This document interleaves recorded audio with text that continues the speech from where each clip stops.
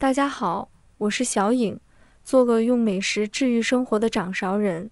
今天用南瓜来分享一道简单特色美食，出锅大人小孩都爱吃，做法比炒简单，比油炸还要香。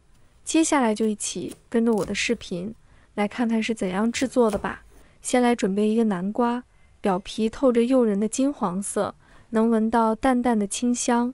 这种南瓜口感格外粉糯，自然的甜润，不管是用来做菜，比如炖肉、煮汤，还是做成糕点，都能让成品带着独特的香甜味。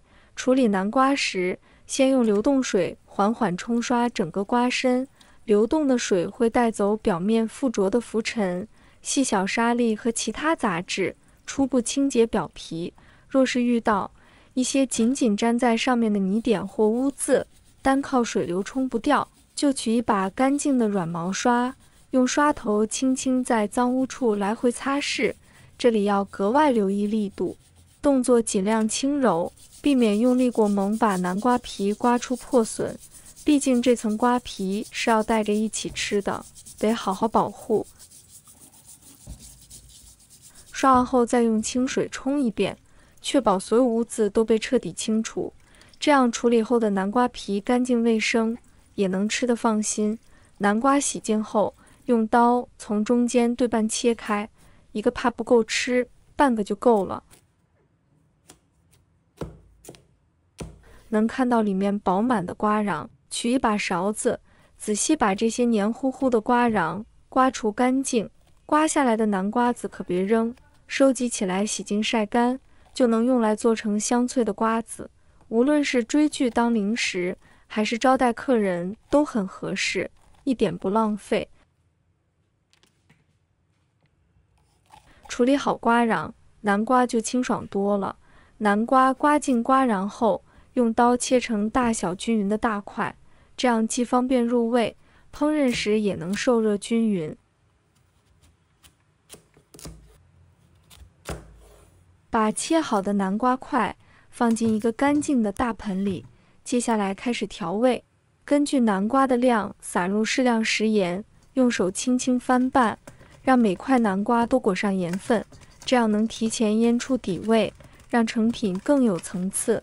要是你买的南瓜本身甜度不够，这时候可以加一小勺白糖，既能中和咸味，又能突出南瓜的香甜。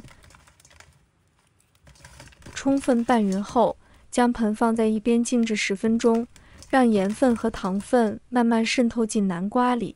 接下来准备一把大蒜，这道菜的调味全靠它，熟悉烹饪的人都清楚，大蒜的辛香和南瓜的清甜是绝配，两者结合能让味道更有层次，不用切得太碎，简单对半切开就行，这样既能释放香气，又不会盖过南瓜本身的味道，搭配起来刚刚好。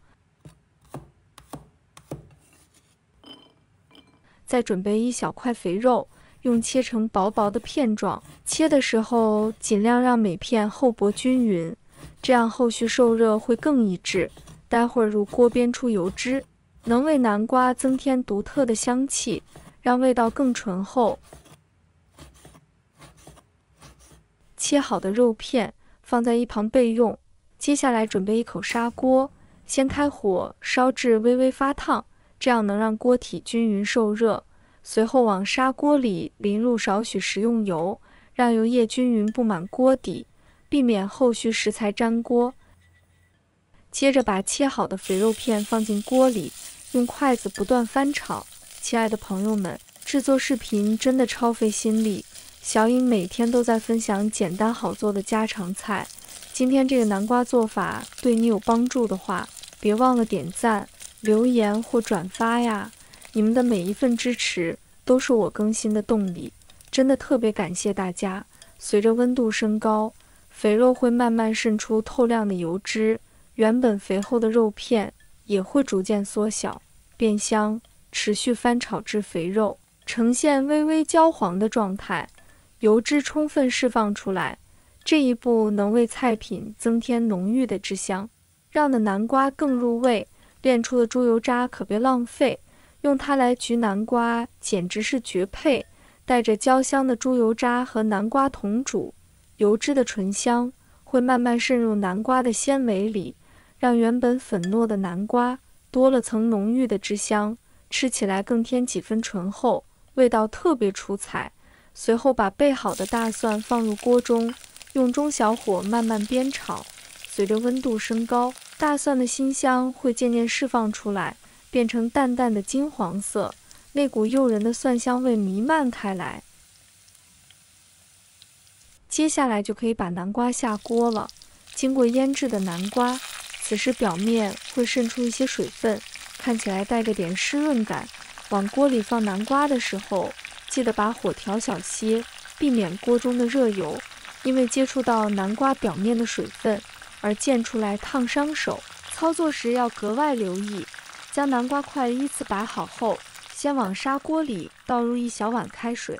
加开水能让南瓜更快受热，也能避免因为锅底温度过高导致南瓜局部烤焦，同时还能借助水汽让南瓜慢慢焖熟，保持粉糯的口感。盖上锅盖，转成小火慢慢煲煮10分钟。这期间让南瓜在锅里充分吸收汤汁的滋味。